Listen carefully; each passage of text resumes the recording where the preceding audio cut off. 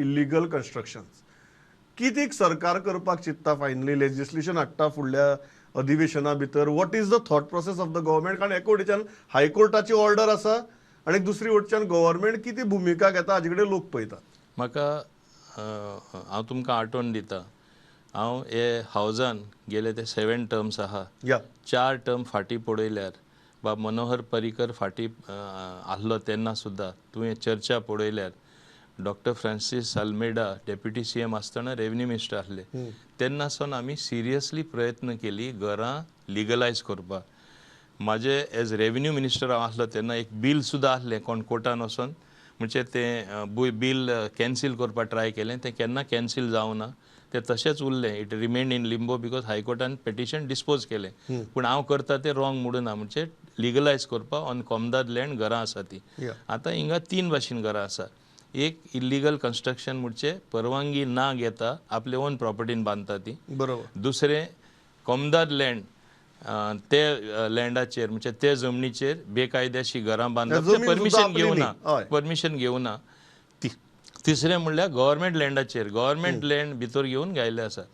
हेजे आदीं due process follow करून थोडीं घरां लिगल जाली, लिगल केल्ले आसा. कॉमदादीन कशेंय करून थोडे कडेन थोडीं घरां केल्ली आसा. आतां विशय असो आसा, हांव तुमकां एक कावंटर क्वेश्चन विचारता वा म्हाका जाणवाय लोकांक आसपा जाय. If you take the position only on कॉमदाद हावजीस, आज आख्खे गोंयान मोर देन 30,000 to 35,000 हावजीस आसतली आख्खे गोंयान काडल्यार कॉमदाद लँडार आसा इल्लिगल. दुसरे गव्हर्मेंट लँडाचेरूय हांव कितले प्रमाणान ते हांव नको, I don't have those figures, पूण at least more than 5,000 of between 5 and 10 illegal घरां म्हणजे जमीन भितर परमिशन ना घेता. आपले ओन लँडाचेर जे केला ती संख्या तेज्यावन मायज आसतली जे लोकांनी म्हणजे ती बेकायद्याचीच जाता. आतां म्हाका एक सांगा, इतलो व्हडलो आंकडो जो आसा हजारांनी or more than I should say between 30,000 to 50,000 houses, can any government go ahead demolishing these houses? So what is the other way out? दोन विशय जावपाक जाय. एक म्हणल्यार गव्हर्मेंटान आवश्यक कायदो हाडपा जाय ही घरां लिगलायज करपाक. ती गव्हर्मेंट लँडाचेर आसून दी, आपले ओन जमनीचेर आसून दी, कॉमदाद लँडाचेर आसून दी. हांव म्हणटा कॉमदाद जे आज थोडे ना लिगलायज करपा जायना, डेमोलिश करपा जाय, हे लोकांक खूंय घालता, रस्त्यार घालतले.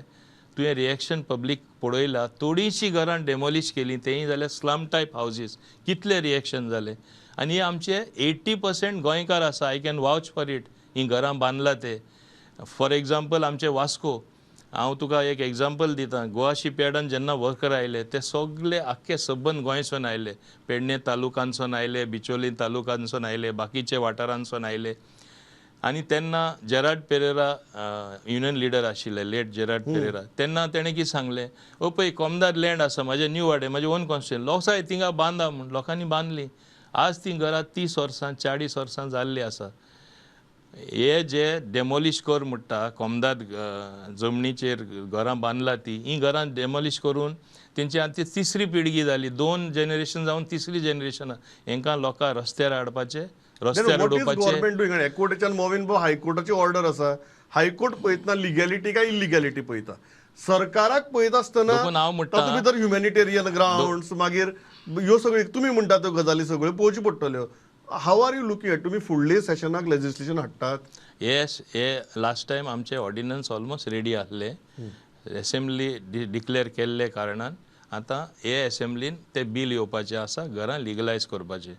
हे सेशनान घरां लिगल करपाक डेफिनेटली बील येतले. ही समजुणी म्हाका मान्य मुख्यमंत्र्यांनी दिला आनी आमकां सगळ्या मंत्र्यांक खबर आसा.